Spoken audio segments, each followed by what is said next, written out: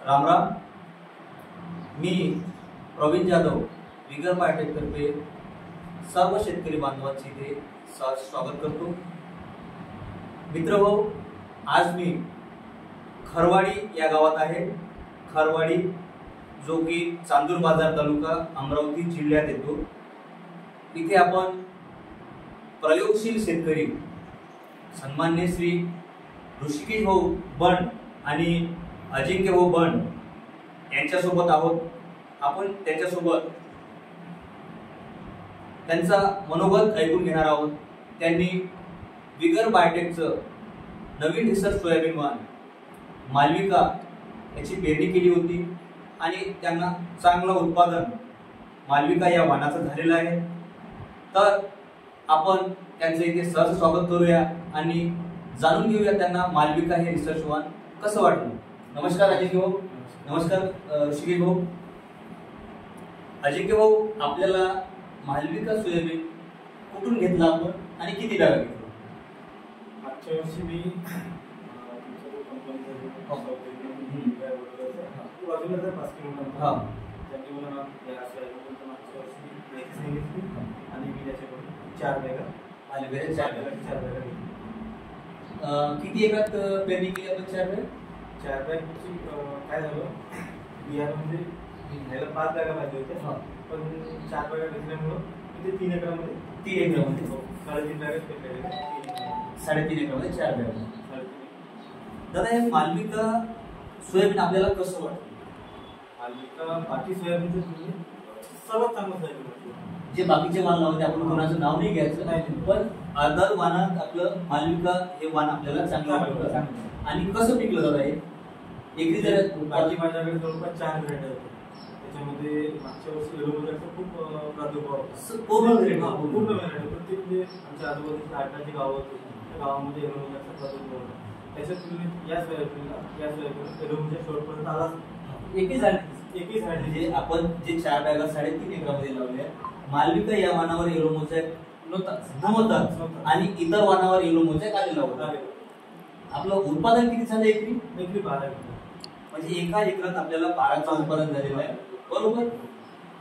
आणि विशेष म्हणजे ऋषिकेश भाऊ, आता तुम्ही डॉक्टर, वेटरनरी डॉक्टर आहात, तुम्ही बारीक तुलना करता, बारीक गोष्टीचा अभ्यास करता, तर मालविकामध्ये असं विशेष काय वाटलं आपल्याला जे आपण इथे माझ्या शेतकरी बांधवांना तुम्ही सांगू इच्छिता की मालविकामध्ये खास वैशिष्ट्य आहे? दाण्याचा बोर्ड आहे, मोठा आहे।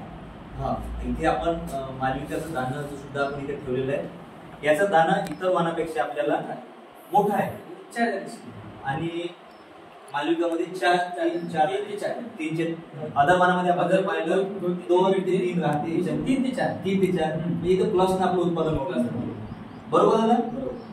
आणि फवारणीचा खर्च जो व्यवस्थापन आहे, फवारणी किती झाले अजिंक्य भाऊ? फवारणी 4 फवारणी झाल्या, एक तणनाशकाची आणि एक तणनाशक झाल्यानंतर त्याची फवारणी केली, म्हणजे एक तणनाशक आणि 3 कीटकनाशक डबल मानाने जर विचार केला तर बरोबर। आणि खताचं डोस वगैरे खत टाकलं, कारण जे शेण जे शेणखत टाकलं त्याच्यामुळे रासायनिक खत वापरत, बरोबर। म्हणजे खत एकही नाही, 4 फवारणी, त्याच्यामध्ये एक तणनाशक, 3 कीटकनाशक, त्याच्यामध्ये 12चं उत्पादन झालं।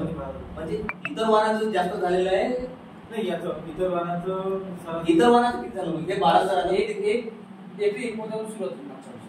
हो, इतर वाणापेक्षा आपल्याला मालविका सरळ म्हणायला हरकत नाही, इतर वाणापेक्षा मालविका सोयाबीन आपल्याला चांगलं पिकलं।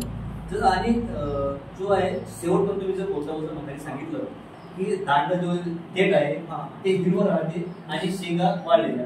सोयाबीन कापणीला येईपर्यंत त्याची जी काळी होती सोयाबीनची ती हिरवीच होती, शेंगा वाढल्या होत्या आणि एकही झाड म्हणजे शेतातलं पूर्ण ती काळी गोळा सोपली असं झालं नाही।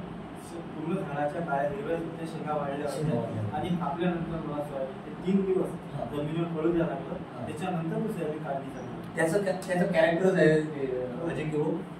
सोंगणीच्या वेळेस आपले शेंगा सुद्धा फुटतात। तुम्ही अदर वाणामध्ये जर पाहिलं तर थोडंसं 2 दिवस जरी लेट झालं तर त्या पूर्ण टरबळ झाड आहे आणि इतर वाण फुटतात, तडा असा आवाज पण येतो, फुटून जातात। आणि मालविकामध्ये तो विशेष आहे की शेंगा फुटत नाही. ते सोंगणीच्या वेळेस हे राहते तर आपल्याला टेन्शन नाही. 2 दिवस लेट जरी झालं मजूर नाही भेटलं तरी चालू. कदाचित त्याचं खोड जे आहे ना ते कणा बसल्यामुळे त्याच्यावर एलोमोनियाचा जो प्रादुर्भाव खोड किड्याचा तो कमी होतो. बरोबर. असंही दादा म्हणजे विगर बायोटेक याच्या अगोदर आपल्याला कंपनीने करिश्मा सोयाबीन दिलेला आहे. अतिशय सुंदर असा वाण शेतकऱ्यांना तो दिलेला आहे विगर बायोटेकने. आता कंपनीने मालविका दिलेला आहे जो पांढऱ्या फुलांचा पूर्ण पांढरे फुल येतात. पान थोडेसे गोल मोठे आहे आणि येलो मोझॅक बिलकुल येत नाही. म्हणजे इतर वाणापेक्षा कमी येते असं म्हणायला का मी बिलकुल म्हणजे इतर वाणापेक्षा चांगलं वाण आहे. फुलं जे दुरून दिसतात. आणि असं की विगर बायोटेक जर पाहिलं आपण गव्हामध्ये चण्यामध्ये सुद्धा चांगले वाण दिले. गव्हामध्ये विगर 111, विगर 777 आणि चण्यामध्ये विसर चना महाकाल दिलेला आहे. कंपनी जे काही देते जी नाही देते कंपनीचं सरळ म्हणणं आहे की शेतकरी जगला म्हणजे कंपनी जगते.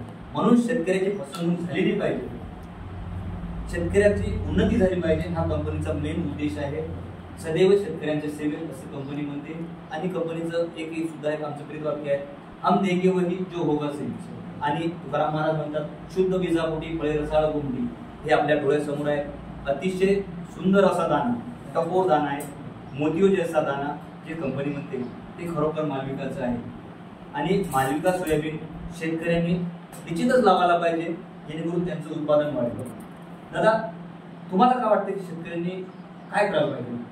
शेतकऱ्यांनी दरवर्षी ते नवीन कंपनीचे बियाणं काढतात त्याची पूर्ण शहानिशा चौकशी करून आणि जे आपण पारंपरिक पद्धतीने सोयाबीन पेरत होतो त्या सोयाबीनला कुठेतरी नवीन व्हेरायटीला त्याच्याकडे 10 एकर शेती आहे, 1 एकर 2 एकर नवीन व्हेरायटी लावली तर काही पण बरोबर. आणि काय होणार आपण वडिलांनी तीच बियाणे घेतलं, तीच व्हेरायटी घेतली, आपण तीच व्हेरायटी बनवली, त्या पद्धतीनं आपण शेती करत आलो ते सक्सेस होणे नाही.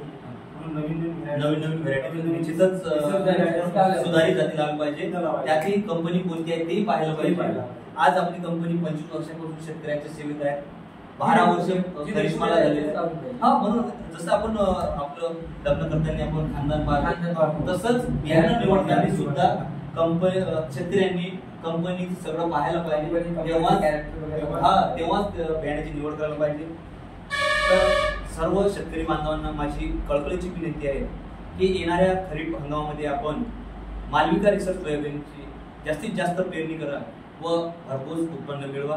धन्यवाद ऋषिकेश भाऊ, धन्यवाद अजिंक्य भाऊ.